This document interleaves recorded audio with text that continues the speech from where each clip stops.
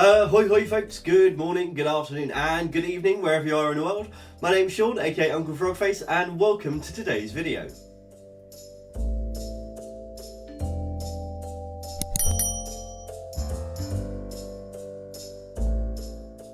If you're new here, then welcome. If you're not new, then welcome back. Today I'm very happy. I have another Stabilo influencer product to review and share with you. So without further ado, we are going to turn the camera around and get stuck straight into this one. And so welcome to my desk. I've got my cup of tea over to one side, and you'll see there's no product here right now because I wanted to remind you of a previous set that was sent to me. So this is the Pastel-Love that was sent to me, which had the pastel HB pencils, which are very nice. We have this lovely pot as well from Exacompta, and then we've also got the .88 minis and the Pen 68 minis in pastel colours as well. But we've got a little bit of space at the back here to fit something else in, which is very handy because I have been sent this. So this is the Stabilo Aquacolor Pastel-Love Watercolour pencil set. So this is a limited edition design by Hannah Rabenstein, I think. Is a German hand lettering artist. Yeah, it's watercolour pencils. So I thought we could open them up, have a little look, have a swatch, and do a piece of art with them as well. So let's have a look. Oh, I like these white tops on them. That's very nice, very swish. Take all of these out. Okay, so we've got a good selection of colours here, and I've already put them all out of order. So there's 12 of them, 2, 4, 6, 8, 10, 12. Yeah, 12 colours, very, very nice. And they do all have an individual colour number on them as well, just so I'm not sure how well you're going to see this. There, so if you're swatching out and you want to write down colour numbers, you have got it there as well to keep everything nice and in order. I'm not that organised. I'll preface this by saying I've done a little bit of pre-planning for today. I know, very unlike me. And I've actually got together my own swatch card, and I've already inked a piece of artwork ready for colouring in. But I thought, here we go, this is the little swatch card I've made with all these fun little skulls. Let me just go through, and maybe I should put these into some kind of colour order again first, and then come back and try swatching. Let's see, I think that'll do. That's probably about right. We do have a white one as well. I'm not sure how well that is going to show up on these. But first things first, let's just try colouring with them and seeing how this goes. Ooh, okay. They are very smooth on the paper. So this is a hot press watercolour cartridge paper. It's a smooth paper. And it's actually very nicely pigmented. I did wonder and was slightly concerned at the fact that because they're pastels, was it going to be a little bit too light? But actually the saturation of the colours is very nice. There we go. So we've got our little yellow skull there. Let's zoom in just a little bit and carry on swatching these out.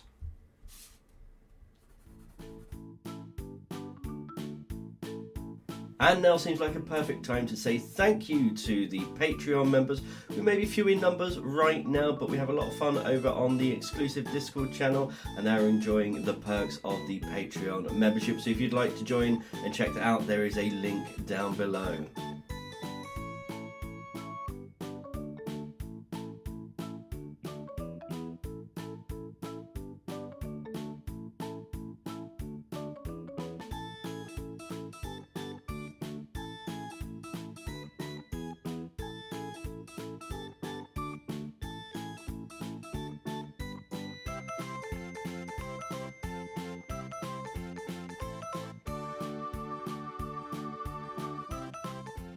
There we go. So now we have 12 lovely coloured skulls. So Couple of things to point out. Well, first of all, yes, I am a Stabilo influencer, which means I get sent products for free. However, the deal that I have with Stabilo is that all of my reviews are as honest as any other review that I do.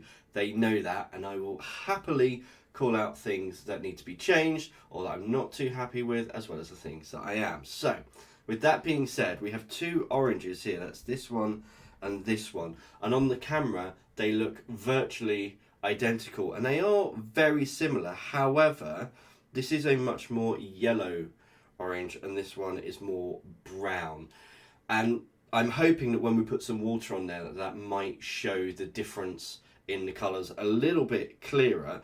But in terms of the actual colours as they are and the pencils as pencils, they have done very, very well. They've got really nice coverage. It's just a very quick swatch, but I can feel from them the leads are very nice and smooth, and they've got excellent coverage.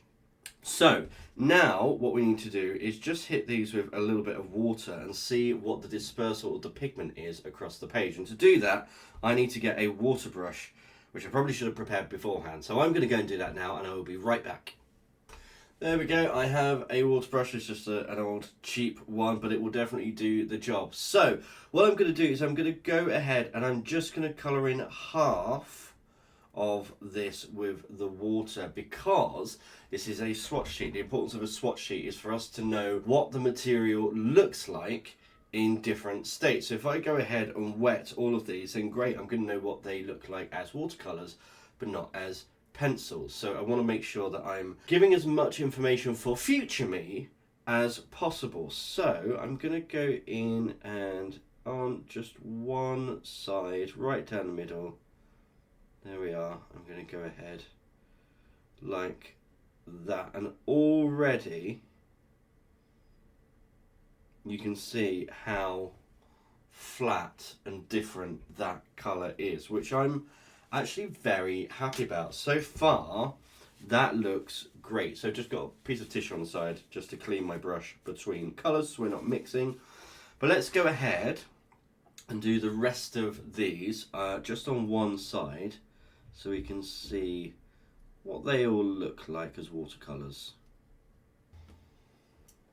Okay, so time for an in-depth analysis and my initial thoughts on these. So, the importance of doing swatch cards is it brings up things that you might not necessarily have thought of beforehand. So there are a couple of colours here where adding the water has actually made it really vibrant. So for instance, this green here is quite vibrant. This one, this blue as well. The purple is quite nice.